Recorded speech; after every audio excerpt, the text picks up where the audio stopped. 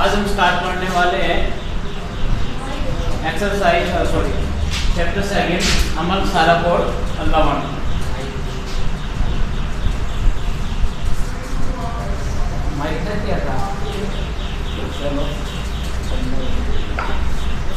तो आपने पिछली कक्षाओं में पढ़ा है कि भोजन का स्वाद खट्टा या कड़वा अम्लों की या सारकों की मौजूदगी के कारण ही होता है। यदि आपके परिवार का कोई सदस्य है ज़्यादा भोजन कर ले तो उसको एसिडिटी हो जाती है, तो उस समय आप उसके लिए क्या उपचार बताएंगे? आप उसको नींबू पानी का सजेशन देंगे, सिरका देंगे या बेकिंग सोडा का विलयन देंगे? तो अगर कभी भी परिवार के किसी सदस्य को एसिडिटी हो जाए तो उसके लिए आपको नींबू पानी कभी नहीं देना चाहिए। क्यों? क्योंकि नींबू पानी जो है, नींबू के अंदर एसिड होता है और आपके परिवार के सदस्य को पहले से ही एसिडिटी है, तो एसिड जो है एसिडिटी को कम नहीं करेगा, उसको बढ़ा देगा। तो इसलिए जब भी किसी को एसिडिटी हो जाए तो उसके लिए आपको बेकिंग सोडा का विलयन का प्रयोग करना चाहिए, क्योंकि बेकिंग सोडा की जो प्रकृति है वो क्षारकीय प्रकृति है और क्षारकीय प्रकृति के होने के कारण ही बेकिंग सोडा अम्लीयता को शांत कर सकता है।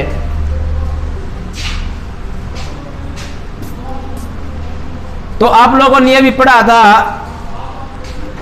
कि अम्लों का स्वाद खट्टा होता है और अम्ल नीले लिटमस पत्र को और लाल कर देते हैं, जबकि क्षारकों का स्वाद कड़वा होता है और यह लाल लिटमस पत्र को नीला कर देते हैं। ये लिटमस क्या है? लिटमस एक प्रकार का सूचक है जो जिसको हम प्राकृतिक सूचक कहते हैं। सूचक क्या कार्य करते हैं? सूचक इस बात की सूचना देते हैं कि किसी पदार्थ की प्रकृति किस प्रकार की हो सकती है। ठीक है, अगर अम्ल होगा, वो पदार्थ अम्लीय होगा तो ये जो लिटमस है वो लाल कलर का हो जाएगा, और अगर क्षारकीय प्रकृति का होगा तो ये लिटमस पत्र नीले कलर का हो जाएगा। अगर नीले लिटमस पत्र को अम्ल में डुबोया जाए तो नीला लिटमस पत्र लाल हो जाएगा। अगर नीले को हम क्षारक में डुबोएंगे तो नीला लिटमस पत्र नीला ही रहेगा। इसी प्रकार से और लाल लिटमस पत्र को अगर हम एसिड में डालेंगे तो वो लाल ही रहेगा, और अगर लाल लिटमस पत्र को क्षारक में डुबोएंगे तो वो जो लिटमस पत्र है वो नीला हो जाएगा। क्षारकों के लिटमस पत्र या सूचक के रूप में हम सामान्यतः मेथिल ऑरेंज या फिनोप्थलीन का उपयोग भी कर सकते हैं।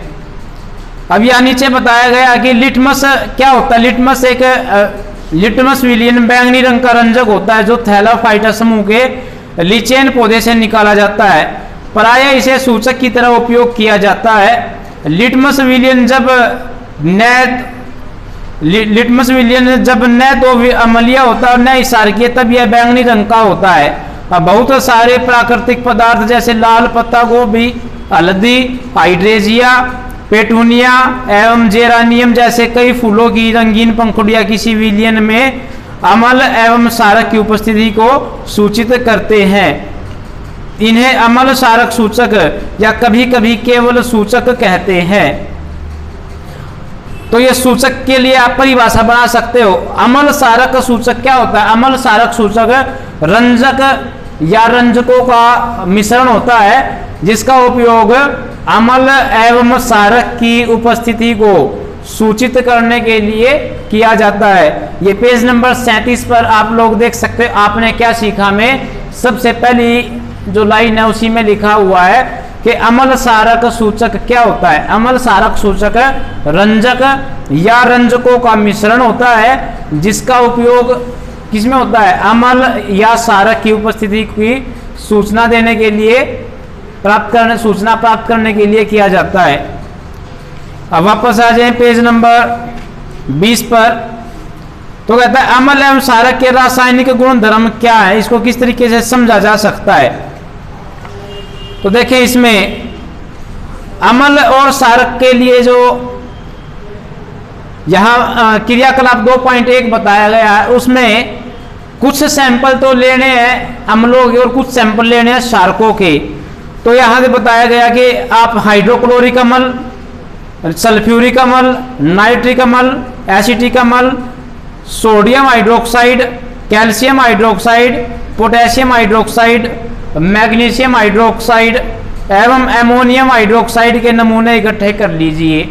उसके बाद क्या बताया गया, इसकी इनकी पहचान करनी है, कौन सा तो अम्ल है और कौन सा क्षारक है। ठीक है, मान लीजिए ये नमूने इकट्ठे करके आपको पहले से ही दिए हुए हैं और आपको इनके नाम नहीं मालूम है, क्योंकि इनमें से बहुत सारों के तो नाम, जैसे हाइड्रोक्लोरिक अम्ल है, सल्फ्यूरिक अम्ल है, अगर नाम लिख दिया तो पता ही चल जाएगा ये अम्ल है। ठीक है, तो अगर आपको सिर्फ नमूने दे दिए जाए, सैंपल दे दिए जाए और सैंपल देने के बाद उन पे किसी का नाम ना लिखे और साथ में केवल लिटमस पत्र दे दिया जाए, तो आप किस प्रकार से इसका पता करेंगे।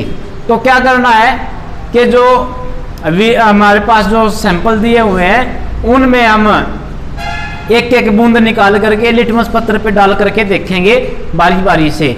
अगर लिटमस पत्र लाल हो जाता है, किसी विलयन के डालने से लिटमस पत्र लाल हो जाता है, तो इसका मतलब वो विलयन अम्लीय प्रकृति का है। और अगर किसी विलयन के डालने से लिटमस पत्र नीला हो जाता है, तो इसका मतलब है कि वो जो विलयन है वो क्षारकीय प्रकृति का है। ठीक है, तो इस प्रकार से हम लिटमस पत्र की सहायता से पता कर सकते हैं। कई प्रकार के ऐसे पदार्थ भी होते हैं जिनको केवल गंध से ही बताया जा सकता है कि ये अम्लीय प्रकृति का है या क्षारकीय प्रकृति का है। अब आगे इसमें टॉपिक है कि अम्ल एवं क्षारक धातु के साथ कैसे अभिक्रिया करते हैं, यानी हम यहाँ पर अम्लों की और क्षारकों की पहचान करना सीख रहे हैं, इनके क्या क्या गुण होते हैं, वो किस किस प्रकार से बिहेव करेंगे। ठीक है, तो अम्ल और क्षारक धातु के साथ किस प्रकार से बिहेव करेंगे। तो यहाँ पर क्रियाकलाप यानी एक्टिविटी 2.3 में बताया गया है कि एक प्रकनली में 5 मिलीलीटर तनु सल्फ्यूरिक अम्ल लीजिए और उसमें दानेदार जिंक के टुकड़े डाल दीजिए। कौन सा अम्ल लिया आपने, तनु सल्फ्यूरिक अम्ल, यानी कि H2SO4 लिया है, सल्फ्यूरिक अम्ल। तनु मतलब वो कंसंट्रेटेड नहीं है, ठीक है, डाइल्यूट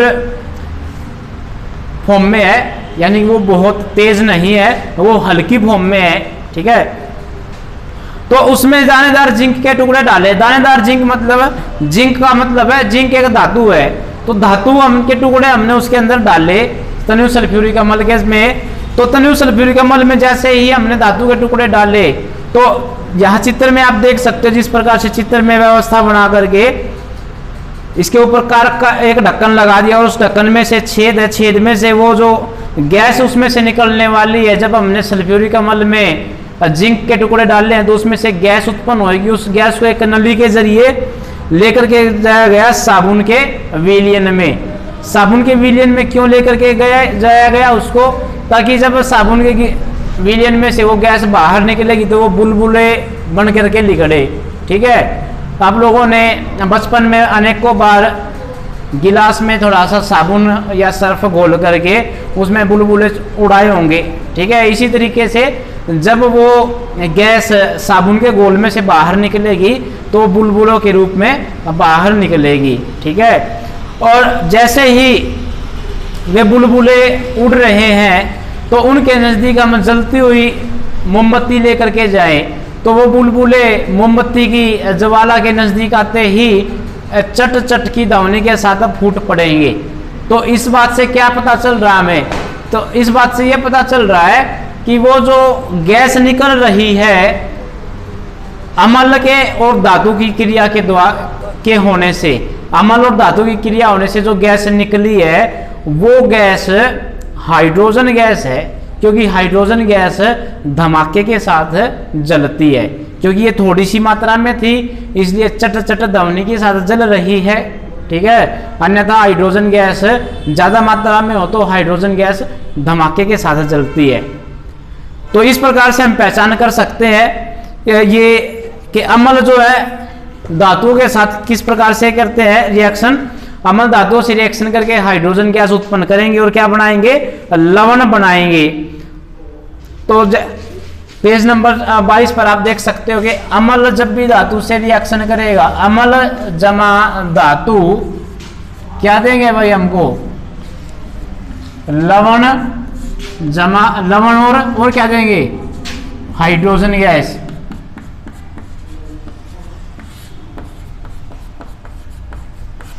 ठीक है।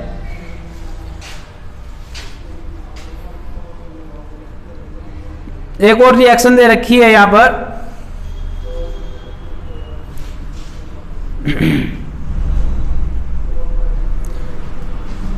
ये तो होगी हमारे पास बात धातुओं की।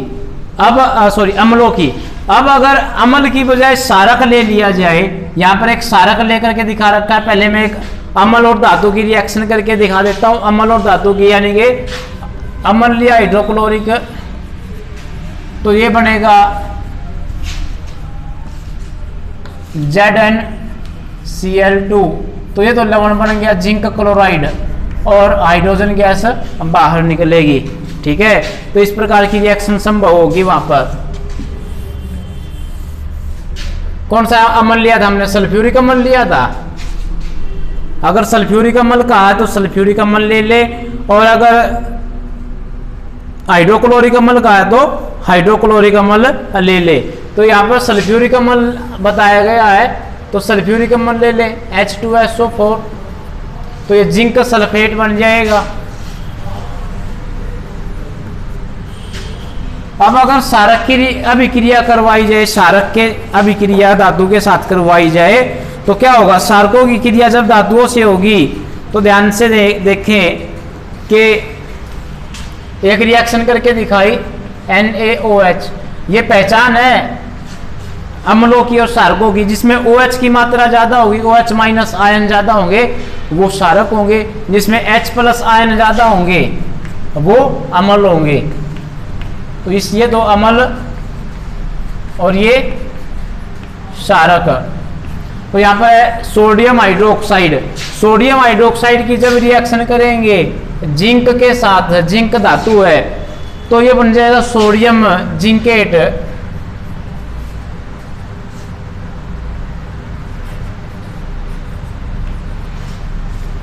सोडियम जिंकेट बनेगा प्लस हाइड्रोजन। तो हाइड्रोजन गैस इसमें भी उत्पन्न होगी। लेकिन सारक जो है वो हमेशा ही धातुओं के साथ इस प्रकार की रिएक्शन नहीं देगा। कुछ धातुओं के साथ रिएक्शन देगा इस प्रकार की, और कुछ के साथ है वो रिएक्शन इस प्रकार की नहीं देगा। तो इसलिए हम सारकों के बारे में श्योर नहीं है कि किस प्रकार की कंप्लीटली रिएक्शन होगी हर बार। ठीक है। लेकिन अम्लों के बारे में हम पक्का मालूम है कि अम्ल जब भी धातु के साथ रिएक्शन करेगा तो लवण बनेगा और हाइड्रोजन गैस उत्पन्न करेगा ही करेगा। ठीक है।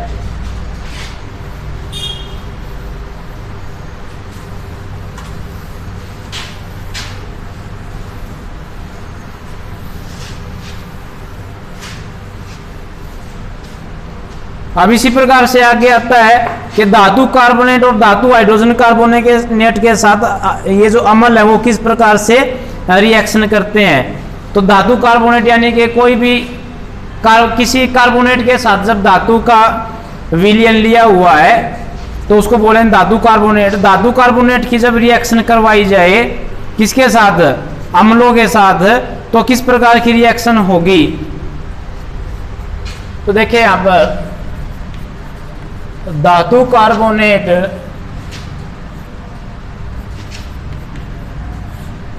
की रिएक्शन करवाएं अगर हम अम्ल से, तो लवण बनेगा और कार्बन डाइऑक्साइड बनेगी।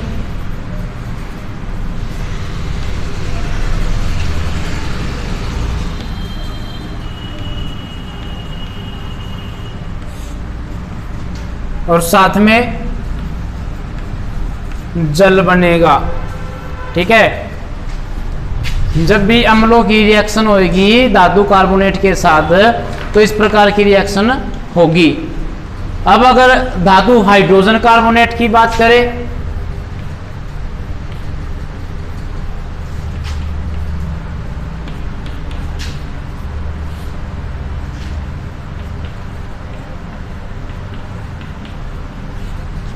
और उसकी रिएक्शन करें अम्ल के साथ तो वहां पर भी सेम चीज यही बनेगी, लवण प्लस कार्बन डाइऑक्साइड प्लस जल। जब भी ये तीनों चीजें बनने वाली हैं। ठीक है, केवल लवण में फर्क पड़ जाएगा कि लवण किस प्रकार का बनेगा, वो इसके ऊपर डिपेंड कर रहा है कि धातु हाइड्रोजन कार्बोनेट किस टाइप की है। ठीक है, एक एग्जांपल लेकर के दिखाते हैं आप। तो पहले तो धातु कार्बोनेट के साथ पहले इसके लिए रिएक्शन बताई जा रही है। तो ये सोडियम कार्बोनेट, सोडियम कार्बोनेट की रिएक्शन जब करेंगे अम्ल के साथ यानी हाइड्रोक्लोरिक एसिड के साथ जब हमने रिएक्शन करी तो ये बन जाएगा सोडियम क्लोराइड यानी कि लवण, ये सोडियम का और क्लोरीन का लवण plus water plus carbon dioxide. और इस ये वाली रिएक्शन के लिए एक एग्जांपल दे हम तो सोडियम हाइड्रोजन कार्बोनेट यानी कि धातु हाइड्रोजन कार्बोनेट और ये वाला धातु कार्बोनेट। ठीक है, धातु कौन सी है इसमें? सोडियम धातु है। ठीक है, तो रिएक्शन करेगी जब sodium hydrogen carbonate hydrochloric acid के साथ तो ये देगी लवण दिया प्लस कार्बन डाइऑक्साइड प्लस, तो इस प्रकार की रिएक्शन होएगी। ठीक है, तो जब भी धातु कार्बोनेट ये अम्लों के साथ रिएक्शन करेगी तो लवण बनेगा, कार्बन डाइऑक्साइड और जल। तो ये रिएक्शन तुमने समझनी है और लर्न करनी है। अब इसी प्रकार से आगे है इसमें कि जब अम्ल और सारक एक दूसरे से रिएक्शन करें तो क्या होगा? अम्ल और सारक आपस में एक दूसरे से रिएक्शन कर जाएं, वही अम्ल भी और सारक भी हमारे पास, दोनों को मिला दिया जाए तो क्या होएगा? ठीक है, तो जब अम्ल और सारक आपस में एक दूसरे से रिएक्शन करते हैं तो क्या बनेगा? हर बार